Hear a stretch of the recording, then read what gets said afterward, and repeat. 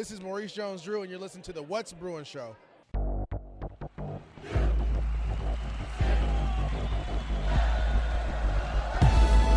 You're listening to the What's Bruin Show, part of the What's Bruin Show network, with your hosts, Jake Berryfield and Mike Regalado, and occasionally some friends, talking all things UCLA sports.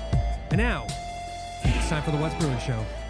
Hello and welcome to What's Bruin. I am your host, Jake Berryfield, and I'm joined here in a minute by my good buddy Mike Regalado, Bruin Report Online. It's the What's Bruin Show on the What's Bruin Show network. At What's Bruin Show on the Twitter, Instagram, Threads, whatnot. whatsbruin.substack.com, patreon.com/What's Bruin Show, whatsbruinshow.com. And thank you for subscribing, your support. Just a couple bucks a month. You can send the What's Bruin Show into the future. Just a little punk rock pirate ship floating along the great seas of UCLA sports talk. And we're here for you. The What's Bruin Show is more punk than you. We thank you for your support. You can also search on YouTube. Just search What's Bruin Show and look for the UCLA stuff, not the stupid Boston stuff. You can call Hotline, 805-399-4WBS, second reign of Troy.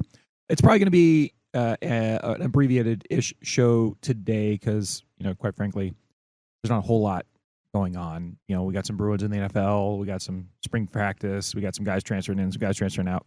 Mike's going to go over it with me when he gets here.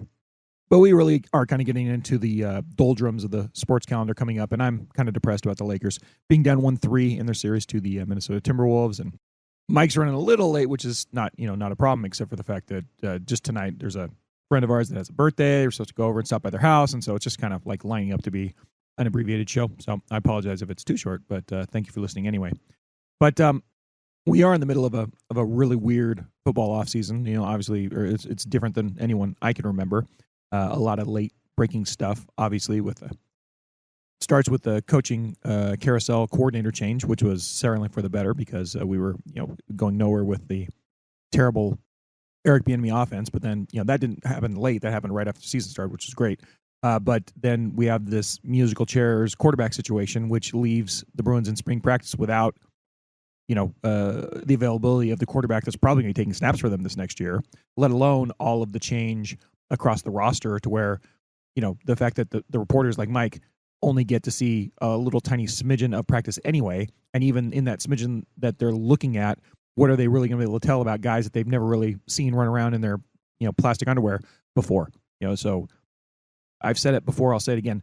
We're not going to know a whole lot about this UCLA football season until we actually see these guys on the field, I don't think. And obviously I think in the fall, once they actually have the guys that are going to play in the season there in full, the reporters like Mike will be able to figure it out a little bit better. But at the very least, this football offseason has been characterized by a surge in attention to the program, which is good. I think we feel a lot more positive about the program right now than we did a couple of weeks ago even, which is good. And so there's a lot of reasons to be kind of cautiously optimistic about this team going forward. But even now, a couple weeks into spring practice, things are still up in the air. Just today, we'll talk about it with Mike, but Jacob Busick enters transfer portal. That's someone that I think they were planning on having play at least a little bit, and they're still looking for guys to come in the transfer portal, a guy from Michigan State or one of those Michigan schools, I think. But just based on the influx of the quarterback and the offensive coordinator, this team is going to be a lot better on offense this coming year, and I hope it's not offset by the amazing talent drain they had on defense this year, as we saw, in the draft. All those guys that got drafted, that wasn't by accident. The Bruins had a terrific roster last year on the defensive end, better than what we had thought it was going in. And Kaikamole really made them better than the sum of their very good parts, it turns out. So we're hoping he can do another trick like that this year with the Bruins that they have coming out on defense in 2025, but it's going to remain to be seen, and it's probably something that's going to finish, I hope, better than how it starts, if that makes sense. And hopefully they can really bow up in the important moments and allow this team to get, a lot more wins than it got last year. But ask me who the big playmakers are going to be. I mean, how could we possibly know? It's so much in flux. We can assume that Nico Iamaleava is going to be, the focus of the offense coming into this year, right? And he's probably going to be behind orchestrating whoever the playmakers turn out to be. I mean, we'll have Quasi out there and a bunch of these wide receivers, and then they just got Javian Thomas from Cal. Go Bears! Sorry, Megan. So on offense, it seems like the talent is just getting better and better. Looking into 2025, and on defense, I think we just gotta trust that they brought in enough guys to field a decent defense, and that the coaching staff, which seems like a pretty good coaching staff, is gonna be able to coach them up. So. But still, so many unknowns, and it's just going to kind of keep us wondering for the next few months through Big Ten Media Day, through the end of this practice cycle, and into fall camp. And the big opportunity for Deshaun Foster's program this year is going to be to capitalize on the attention, positive and negative attention, that was generated by the whole Nico Iamaleava saga. Right? Last year, they made they were completely under the radar. Foster was hired as a first-time coach with no coordinator experience after the Chip Kelly disaster happened. He comes into Big Ten Media Day almost anonymous, and then he manages to completely bonk up Media Day, and that led him into the season completely on the radar as well. And then they hit into the season, and the only thing anybody nationally could say is, oh, yeah, Deshaun Foster's getting his first year as head coach, but, they hired Eric Bieniemy, and that looks like it could be a good combination. We'll see how that goes, but yeah, we trust that Eric Bieniemy can really coach him up. And we all know how that turned out, right? That was a disaster. This season, nobody was talking about UCLA football at all. It was completely DOA, right? All the way up. Even the Cincinnati hire, we were excited about it, but nobody nationally, they weren't on the radar at all. If you listen to any national news, UCLA was never even mentioned at all. And then all of a sudden, this Nico thing happens, and it really did launch them up. And then, along with a lot of notable transfers that they've got, and how it's kind of played out, there's an opportunity here for, even if people are going to be talking crazy shit about the Iamaleavas and UCLA and them, it's not worth them taking the risk, or Nico isn't going to live up to his potential, or Nico's going to hold him hostage next year, or whatever. That's all the noise that we're going to hear. We're going to hear it over and over again through May, June, July, August, and into September. That's going to be the story that we're going to hear. However, the Bruins have a chance to take that attention that's being paid to UCLA, and when they get on the field, outperform the modest expectations that people have for them, and then that becomes the story. And that's the opportunity that they have. And really, that's why I came around pretty quick on this Nico thing. I was really kind of worried about it at first. And then my standpoint was, well, as long as they don't overpay him, right? As long as he doesn't become a person on the team that is completely separate from the team, which I think that the circumstances create that he was signed with, create a good opportunity for that not to happen. I think that there's a good chance he can just be very motivated to be a team player and try to put a good season out there, especially since, he's kind of considering this is his one, and then he wants to go to the NFL after this. So that's the way it works out. Deshaun Foster is able to get this team to play hard in every game like he did last year, but they aren't handicapped by the horrible albatross around their neck of Eric Bieniemy stalling this offense out. And on the defensive side, they are at least, serviceable, and maybe become better than serviceable. I'm optimistic about that, but we're not going to know until they actually get out there on the field. And if they're able to do that, then all of a sudden the spin is not going to be everybody worrying about the Iamaleavas. It's going to be, look at UCLA kind of playing well, which they haven't done in quite a while, right? And that'll be quite a feather in Deshaun Foster's cap, I think. But that's what we're going to hope for. But be patient, because nothing is going to change about any of these narratives until we actually get on the field and start playing football, because there's nothing that's going to be able to change it. There's nothing that can happen that I could see that could change it all, because we're not going to know anything about the players until they start get on the field. The portal movement is probably almost done, so we might have a couple more things happen before that. But unless there's some sort of kind of crazy haywire NIL thing that happens, there's not going to be much changing about this story until they actually get on the field this fall. So be patient. All right, I think I hear my dogs barking, so I think that means that Mike is showing up. So he'll sit down in a minute. I'll bring him on the show, and then we'll get to some headlines or whatever he wants to talk about, and then we'll get you out of here. Thank you very much.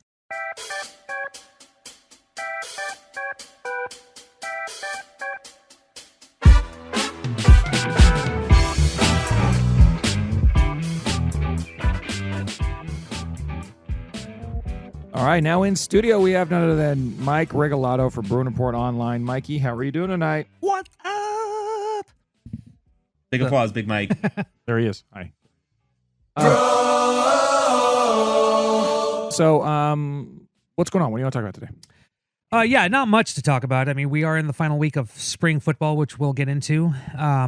Yeah, players just be coming and going, don't they? But let's start off, Jacob, with some breaking news. What's brewing? News. Breaking news on a weekly basis. News just in. Sorry, you go. Damn it. We had it fault. there. That's my fault. UCLA women's basketball has received a commitment from Utah transfer Gianna Neepkins. Go Bruins. Yeah, okay. I thought you were going to hit another Straight one. ball. We are off We're today, totally Jake. off We right are now. off. Yeah, I apologize. We are the Lakers in the last half of the second God half of damn the it. last game. You That were was right that about was that. horrible. It's just terrible. Oh my God. Play someone else. Give someone a break. Anyway, yeah, Neepkins, we've talked about her and how she had UCLA in her top four of visits or final four of visits. She was looking at South Carolina, Oklahoma, and Texas, but the Minnesota native looks to have really liked Westwood and what Go Bruins. Corey Close, Corey, who closes this Oh, deal. wow. I see what you did there. That's the name of this. That's the name of this episode. Corey closes on Neepkins. Go Bruins. Yeah, to bring her in. I mean, she's a freaking sharpshooter. She led Utah last year in points per game with 19.3. She shot 50% from the field, 44.3 from the 3-point line. Just a baller, man. Absolute baller. And it's going to be interesting to see exactly where she fits in with the lineup, because right now the backcourt, you have what was expected to be Jaquez, Rice, and Leisure Walker. Where is Neepkins going to fit? And I imagine since she started all 31 games last year at Utah, she would start here at UCLA. Now I figured she might get that third spot instead of Leisure Walker, because she still needs to. I think she's still rehabbing. She's getting ready, but she hasn't played in over a year. Basically, that's what I'm trying to say. So until she gets up to speed, I could see Neepkins that third guard in that combination. So that's freaking amazing. But Corey Close still needs to land a few more players. Ideally, maybe two more. In my opinion, two more guards and another big. Definitely another big to help out in the middle. The Bruins still have Amanda Muse, who took a red shirt last year. But I think it'd be key if they could, although pickings are slim at this point, very serviceable, at least, at least a decent backup or player has experience, preferably from a Power 5, Power 4, I guess, conference. So, but that's good news. That's breaking news. I think officially, when we publish this, we will be the first podcast to break this news. That's exciting, Mike. So we're freaking awesome. So that's what's going on with UCLA women's basketball. Not much else really on that side of campus. But let's switch over to the men's, who had their pairings, I guess you would say, revealed today for the Big Ten schedule. So this should relieve a few people's stress about UCLA's travel. But let's start with both home and away. Obviously, it's the three other former Pac-12 teams. UCLA would be playing home and away against Oregon, USC, and Washington. At home this year, they will be welcoming Illinois, Indiana, Maryland, Nebraska, Northwestern, Purdue, and Rutgers, which means, Jake, that they will be at Michigan next year, as well as Iowa, Michigan State, Minnesota, Ohio State, Penn State, and Wisconsin. Now, Jake, why is it interesting that UCLA will be at Michigan next year? Well, because they're going to see Adamara and his soon-to-be wife and mother of his triplets. That is correct, Jake. That's right. I knew I got something right. Breaking news. But yeah, so that's going to be interesting. And it's 1, 2, 3, 4, 5, 6, 7. So 7 away games in conference 2 of those, they'll probably be matched in pairs of 2, which still makes 4 total trips. Now, Ben Bolch, friend of the show, he did say if you make at least one of those, 3 away games in a row, which would suck, but it would reduce on travel, that would only be 3 road trips next season. Okay. So now I don't know how they can do that, but that seems feasible. But yeah, he agrees with what we've been saying, that the Big Ten really needs to get their act together and stop with this 2 days in between games BS, because not only is it freaking annoying, it doesn't really prepare teams for postseason play. Conference games are every day, every next day, consecutive days. NCAA games are there's 1 day of rest in between. So it would be helpful of the Big Ten to reduce that to 1. But hey, that's just me thinking out here on the West Coast, as they used to do it in the Pac-12. But so that's what's going on with UCLA men's basketball. Jake, you were right about football. I'm done with basketball, by the way. Good. Breaking news over. Thank God. Let's end that breaking news. Yeah. Well, not really headlines, though. We're still doing headlines, because what was I right about? Or was I wrong about? No, you were absolutely right. Like so you've been right about this every single year, that I'll take that. Spring ball, even though I like to cover it, just see what's going on. Sure. We have no effing idea what's going to happen. And at least in previous years, we just kind of knew, this guy would, maybe a handful here, a handful there. It's just wackiness. It is free agency all over the place. People just coming and going. Again, today, UCLA lost 2 players to the transfer portal. Running back Cameron Jones and defensive end Jacob Busich.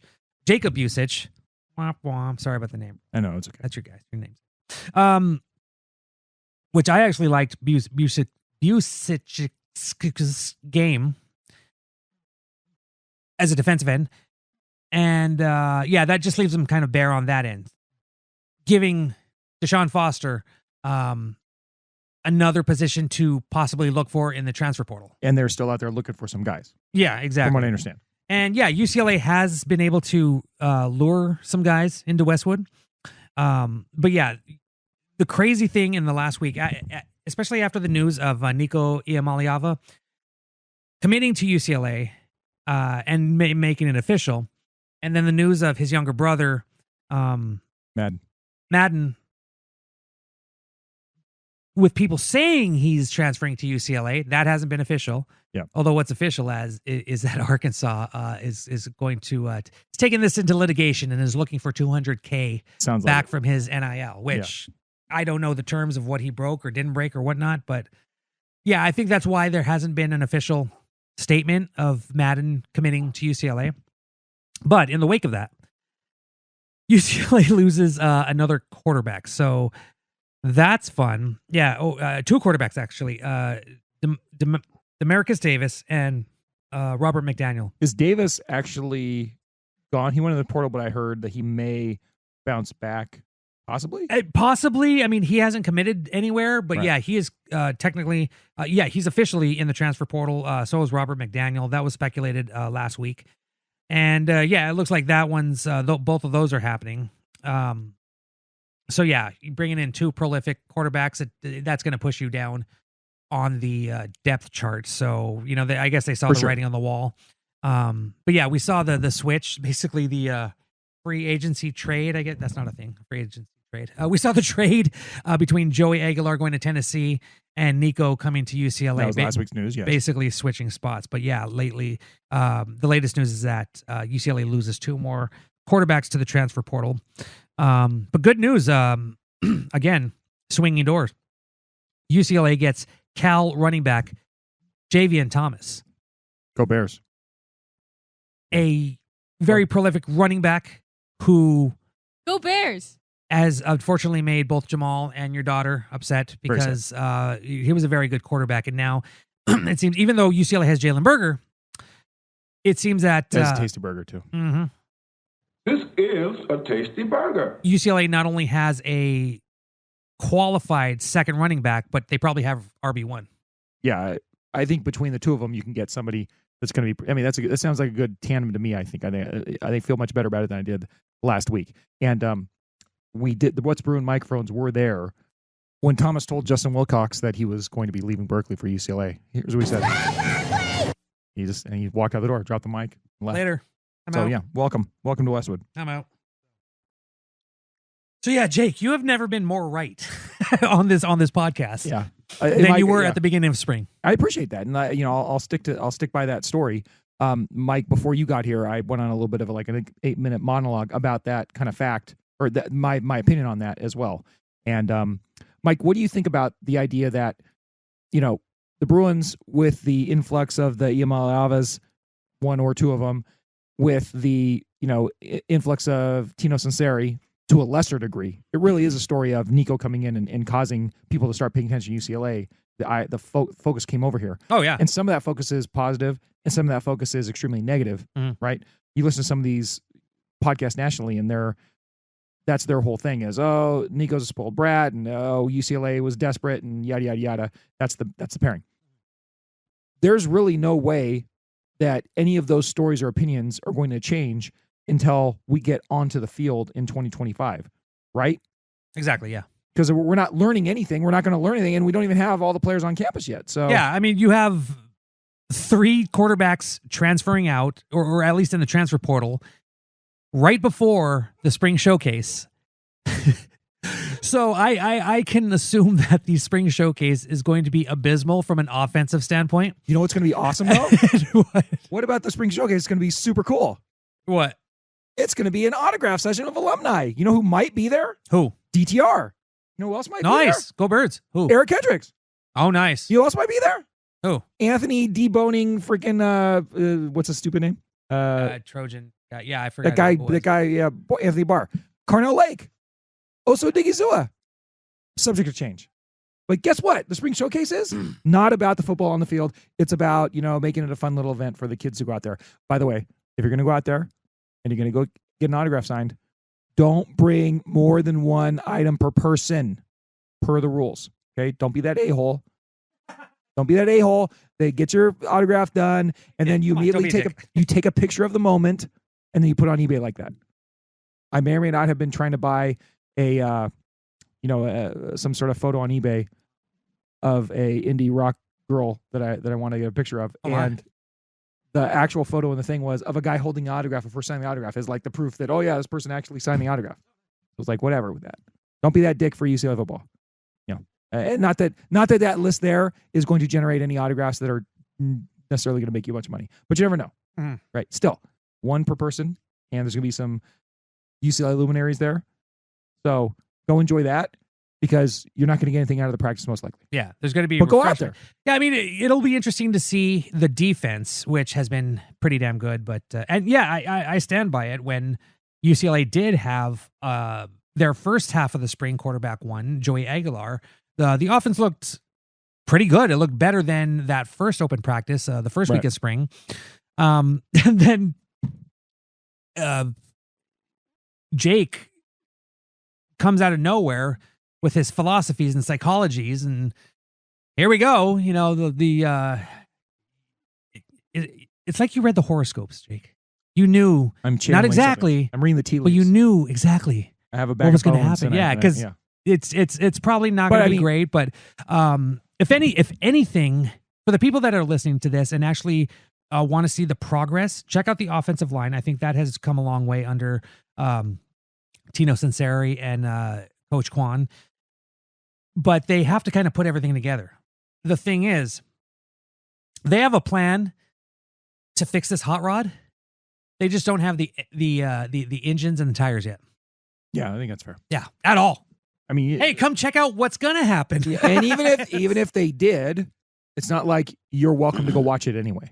Yeah, that's the point too. It's like, even if they were there, Bruin Report Online and the LA Times and all these other outlets can barely watch more than 5 seconds of it anyway. Yeah. So you weren't going to know, but now with all the change, you really ain't going to know. Yeah. There's nothing to know. We have no idea. There's nothing to know. No idea what this team's going to look So just like. hold tight, listen to all the stupid national blowhards, talk about UCLA at least to keep them in the conversation. Then when you go into the, I said this earlier, Mike, when you go into the season, the Bruins will be primed for an opportunity to outperform the expectations and seize the narrative back. That's fair. Away from spoiled brat, NIL, UCLA's desperate, yada, yada, yada, to, hey, look at this team. It's looking pretty good. And look at what they've done under this first-time head coach. Yeah. That's the and the first-time offensive coordinator, by the way. Mhm. Head coach in his second year and offensive coordinator in his first year. So if it works well, great. And by the way, if it doesn't work, it's not like you lost anything by taking this gamble on this quarterback, because you probably weren't going anywhere anyway, right? The Deshaun Foster thing was a huge gamble to try to dig your way out of a hole. It wasn't even really a gamble. It was like it was their only option at the time, and a lot of people weren't expecting it to pan out anyway. Yeah. So the positiveness you get out of it is all kind of gravy at this point, and that's kind of where we should be at with this program. Anywho, Mikey, do you want to talk about the Bruins that got drafted into the NFL, Mikey? Oh, hells yeah. This was the most exciting NFL draft. Maybe exciting is not the right word. Extremely exciting NFL draft Mike. for many reasons. But, on a local front. Mike over here. On a local front. Yeah. 5 Bruins were drafted. I think this is the first time since 2022, 23. Carson Schwessinger, first pick of the second round. Let's go. Which that was expected. And It wasn't expected a year and a half ago. no, really, no, It's no unbelievable. kidding. I love this kid. And Olufemi Oladejo both go in the second round. Yes. And that was it for Carson day goes to the Browns. 2. Yeah. Olufemi goes to the Titans. Mm-hmm. That's awesome. And from what Deshaun Foster said, I am not that. Like you and me, we watch college football more than we do the NFL. Sure. If someone asked me, what kind of defense do the Commanders play? I'm like, I have no damn idea. Right. I know how the individual players play because of fantasy football, but That's me too. But and yeah, they don't even look at defense. But apparently, this is a perfect fit for Femi, in which the Titans run a similar defense to what UCLA did. So, according to Deshaun Foster, he should be fine. And most likely thrive in that defense. But yeah, Captain Schwess, he goes to the Cleveland Browns. One of 5, I believe, draft picks for the Browns. No, they got to have more. No, they had definitely more. I'm so lost. There were so many narratives. Well, to be honest with you, I could really give a shit who the Browns drafted, except for Carson Switzer. Exactly. Yeah. Exactly. Foreshadowing. Nice. Then on day 3, almost like one after the other, Kane Medrano, Jay Toya, and Moliki Matavao, they get drafted. Jake, where are each of them going to? So Kane goes to the Commanders. He'll be in Washington over there with Jaden Daniels. And that'll be exciting for him. I think that's a good opportunity for him. That team is definitely on the rise, and they could use a nice young athletic linebacker in there, I believe. I was actually surprised at Jay Toya going all the way in the 7th. I really didn't pay a lot of attention to the draft prognosticators. Yeah, there were at least the major ones did not to me, have Jay him in Toya, that for 7. He screams at me as being a higher draft pick than that, just as a big giant guy, nose tackle type.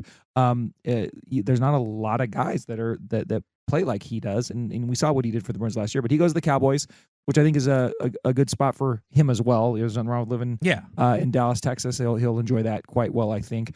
And I want to say that the Cowboys needed some bulk up front anyway. So yeah. I think. I mean, there's no doubt in my mind. Like all these guys, like I think they all got drafted appropriately. I actually was surprised at Swesh going so high, but good for him. That's awesome. But I almost guarantee you, Jay Toya is going to outperform a round 7 draft pick status. That's all. That's my big strong take about this draft class. And then last but not least, Maliki goes to the Saints. And I don't know how a tight end fits in with the Saints. They had Derek Carr in a very kind of controversial year last year with them. Taysom Hill's running around there playing like everywhere, running back, tight end, and quarterback. The The Saints are kind of a weird team in transition, in my opinion. So I don't know how great of a landing spot that is for any of these players. But hey, he got drafted, and we got to say good job to that. So for all these Bruins, let's say go Bruins. Go Bruins. Go Bruins. But Jake, there's more. Please, Mike. Ethan Garbers gets selected as an undrafted free agent. He didn't get selected, but he signed with. Yes. The Carolina Panthers. Carolina Panthers? Yeah, I think Carolina so. Panthers. Yeah. I was like, wait, I should get this right. But yeah, our boy Garbs, he's on a team invited to rookie camp. So good for him. Absolutely. And I'm trying to pull up my. Where's your drop, damn it, Jake? I'm trying to stretch it. There, You're dropping the ball. We are so off today. I know, we really Ah. are. And I have to adjust the volume. I blame the signal on the 5 freeway. It was really F terrible. that. Yeah. F that. My name is Ethan. just call me Edie. That's what he said when he showed up. They wanted to sign him. They're like, what's your name? Chase Garber is what? He says no. My name is Ethan. just call me Edie. Maybe last time we'll play that drop. Do you really wear that much ice around your neck, Ethan Garbers? Hey, what's my name? My name is Ethan. just call me Edie. But Hells yeah. I wish Garber's luck. I want him to do well. Obviously, it's a fight and uphill battle going as an undrafted free agent as a quarterback. But hey, stranger things have happened. And polarizing character in the last few years of Bruin football, to say the least. None of it his fault, in my opinion. Exactly. No. He got a raw deal. Second that. He got a raw deal as a Bruin, and I hope he was able to have some sort of career in the NFL. We shall see. There remains to be seen. But we wish him nothing but luck. I enjoyed having him here in Westwood. Yeah. And then, Mike, the other kind of like pseudo story coming out of that is the same story that we always get, which is, oh, geez, UCLA had a lot of guys drafted. Oh, look at that. And it's like, you look at how many players the UCLA has put into the NFL in recent years. Yeah. And it certainly doesn't reflect their record. It's much better than No, their record. God, no. Yeah. But I think the chart I found, where did it, did you see that? Average picks per year. Michigan, Ohio State, 9 and 7. Does that make sense? Yes. Per year. Wait, say that on again? average. In the last 4 years. Respectively. Yeah, gotcha. In the Big Ten. Michigan, Ohio State are certainly at the top, and you'd expect that. Okay. Penn State, Oregon are next. 6.5, 4.8 per year over the last 5 years. They've had, but then who's in number 5? Is it UCLA? Have they had 23 players thrown into the NFL draft in the last 4 or 5 years? Yep. They certainly have. And it speaks to how underwhelming the Chip Kelly era ended up being, because he was good at finding guys, putting them in the NFL, but and they had moderate success, but they kept blowing the big games. And that's kind of what that screams to me. But it's not an unusual thing though, too. Historically, UCLA is right up there in players selected to the NFL. They're 15th nationally in picks overall, and they're 16th nationally in first-round picks. So, we get this story every couple of years. Oh, look, UCLA it's no surprise. Good players come to UCLA, good players go from UCLA into the NFL. It's been they cannot put it together as a team under the various coaches that they've had. Yeah. Mikey? Exactly. Jake, when was the last year UCLA did not have a player drafted in the NFL? I don't know, Mike, when? 2012. Did Long not time have ago. a single player. So who got drafted in 2013? 4 players. In round 1, Dayton Jones. Round 4, the mayor, Jonathan Franklin. Round 5, Jeff Locke, punter, and Mr. Jeff Baca in the 6th round, offensive Straight guard. baller. Since then, yeah, UCLA has at the very least, looking at it right here, definitely one. They had one in 2019, and that was Caleb Wilson, who was Mr. Irrelevant. So UCLA just squeaks in there with having a draft pick. But yeah, at the very least, on average, 3 or 4 players drafted since then. So yeah, UCLA has been able to put players in the NFL. It just, as to your point, has not translated to Team wins, success. Team success. Yeah, and like I said, just don't be surprised. UCLA gets some pretty good players, right? Even when they weren't looking for them under Kelly, apparently. But they got, they got good, they had guys that turn into good players. But just, it always rubs me the wrong way when I see those stories. And then I have to explain to people, no, it's not unusual for UCLA to get people drafted. No, exactly. But we wish all of the Bruins drafted and plus Ethan Garbers at A-Z a good future in the NFL. Mm-hmm. All right, good. Mike, you got anything else to talk about? No, I think that's about it. Well, gee whiz. That was a quick episode. It really was. I said it was gonna be short. Nice. That's okay. That's okay. That's good. What's brewing with you? You asked me. What's brewing with me? Yeah. What's brewing with you? What's brewing with me? What's brewing with you? Mike, what's wrong there? Not much. Kind of had a chill weekend. The kids and I had our first beach excursion of the year. We went there on Sunday, a day after it rained heavily. Nice. Crazy rain all day Saturday, no matter where you were. Yeah, that kind of hampered a lot of our plans, which were outdoor based on Saturday. So we're like, all right, screw it. Let's just go get some burgers and go home. So Sunday, we wanted to get out. So the kids wanted to go to the beach, not necessarily in the water, especially since, I often check the bacteria levels and not great. So, but that's kind of general for Southern California, specifically Santa Monica. But we went out and chilled there, still threw out the blanket. Hugo's really getting into football right now, so we were throwing the football around. The girls were playing volleyball, so had a very nice time out on Sunday. This weekend, we're going to go to I'm going to take them to the spring showcase. And then I have a few other things to do. I can't remember. Oh, yeah, Thursday. Jake, have you heard of the DTLA Art Walk? Yes. Every first Thursday, I have a coworker who's an artist, a very good one. I'll show you her stuff, but I also told you that she's having a art show in June, which I'm going to be DJing. More details on that later. Very cool. But yeah, she's from Seattle and moved to LA, but her and her family have been isolated on the west side. Oh, wow. So she's like, where's the art? I'm like, you got to go east of La Cienega. I guess so. I've showed her and her husband different. We've been to like concerts and performances and art shows on the east side. But yeah, last month, my buddy Joseph was DJing this one art installation. Which was pretty cool. Joseph? Dude, I'm stealing that.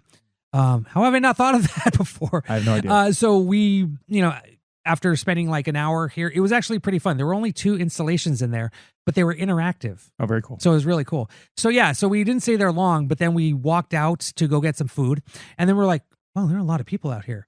And I saw a lot of people coming in and out of this one building. And I'm like, hey, sir, what's going on? He's like, it's the art walk. I'm like, well, goddamn. I thought it was the second Thursday of every month. So if y'all are interested, I'm going to be at the DTLA Art Walk on Thursday night. Yeah, I'll try to repost my buddy's where he's DJing at his friend's installation. But yeah, so that's going to be pretty fun on Thursday. But yeah, Jake, and also the kids have an art show at their schools. Nice. And yeah, I got to brag, but my kids are really freaking good. They are amazing artists in many different mediums. So I'm going to be doing that at their schools on Friday. So it's going to be all art all the time this weekend. That's awesome. And the showcase. Jake, what's wrong with you? No, thanks, Mike. That's really cool. It sounds like a good time. And I went up to Berkeley in Oakland this weekend to go visit Megan. So we had a very nice weekend. And Megan, for the first time, she actually finished like more than one cocktail, not in one sitting, but we went to a couple different places, and she had a half cocktail at one place. She had another kind of quarter of a cocktail at another place.